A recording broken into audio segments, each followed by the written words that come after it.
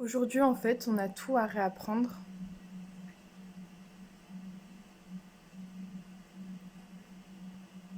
Quand on pense que jusqu'au XVIIe siècle ou après la Renaissance, peut-être après,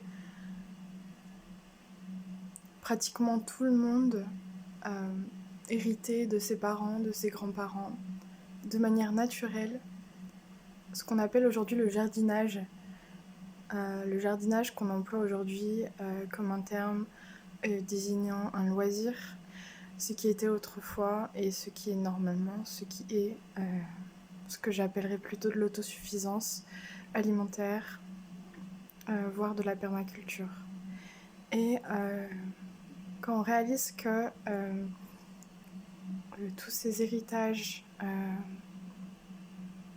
jusqu'à cette période étaient acquis, entraînés, entrepris,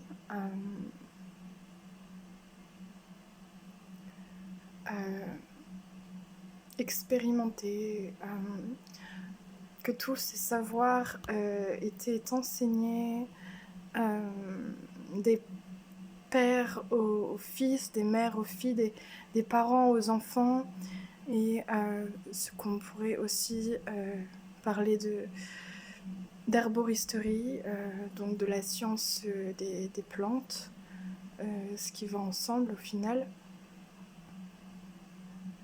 Et que tout ça s'est perdu avec la mondialisation, l'industrialisation, et même avant, nous avons commencé à perdre cette nécessité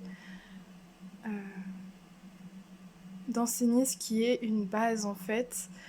Et donc j'ai réalisé qu'on avait tout à réapprendre. La bonne nouvelle, les amis,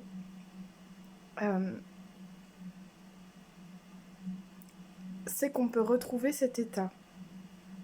On peut retrouver tout ça, on en a la capacité.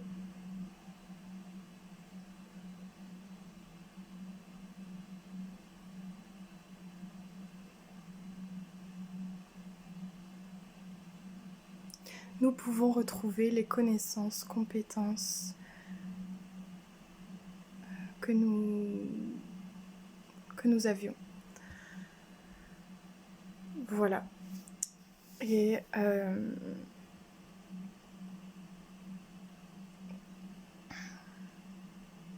ça demande du temps, on ne va pas y arriver en quelques jours, quelques mois.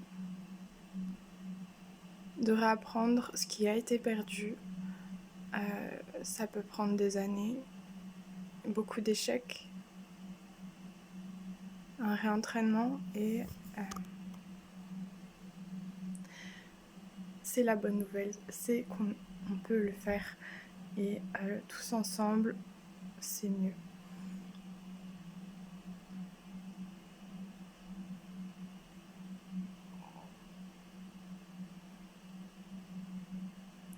Parce que s'il y a une crise économique, les amis, vous ne pourrez plus rester dans votre petit boulot,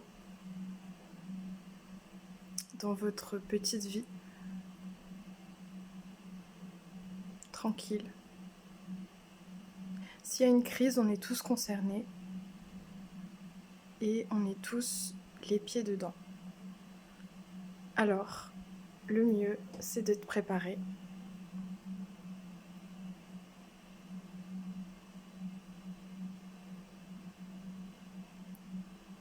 Et je pense que je ferai ça de l'objet d'une autre vidéo, sinon ça va être trop long.